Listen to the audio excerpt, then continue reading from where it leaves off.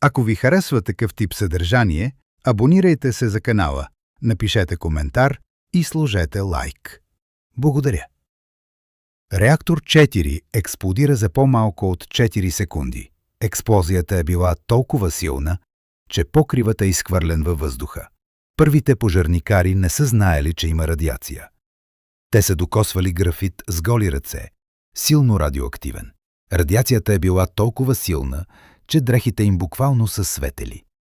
Някои умират за по-малко от 2 седмици. Град Припят е евакуиран за 3 часа.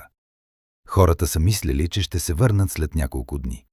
В града е оставено всичко – храна, играчки, коли. Телевизорите остават включени в празни апартаменти. Радиоактивен облак достига до Европа. Швеция първа засича радиацията, не СССР. Съветският съюз първоначално крие катастрофата. Децата играят навън дни след взрива. Йод-131 попада в млякото. Хиляди хора развиват рак на щитовидната жлеза. Ликвидаторите чистят с лопати и ръце. Много от тях работят само по от 1 до 2 минути на покрива. Роботи се повреждат от радиацията. Използват се хора като биороботи. Някои войници са принуждавани да събират графит с лопати. Радиоактивният прах влиза в белите дробове. В зоната има места, където техниката не работи нормално. Животните често имат странни промени в поведението. Някои кучета живеят там поколения наред. Има гъби, които се хранят с радиация.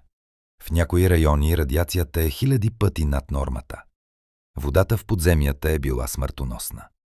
Слонският крак е толкова радиоактивен, че убива за минути.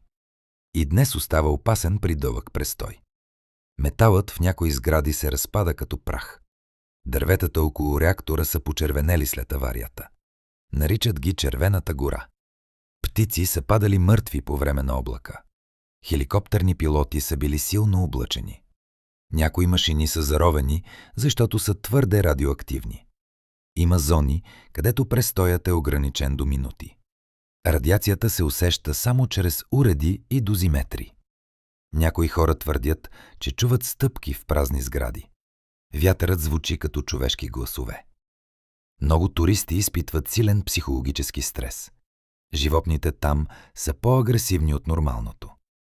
Чернобилската зона е над 2600 квадратни километра. Все още е забранена за постоянно живеене. Радиоактивният цезий ще остане опасен десетилетия. Плутоният – хиляди години. Природата бавно си връща града, но земята вътре още е отровена. Чернобил не е приключил. Той още съществува.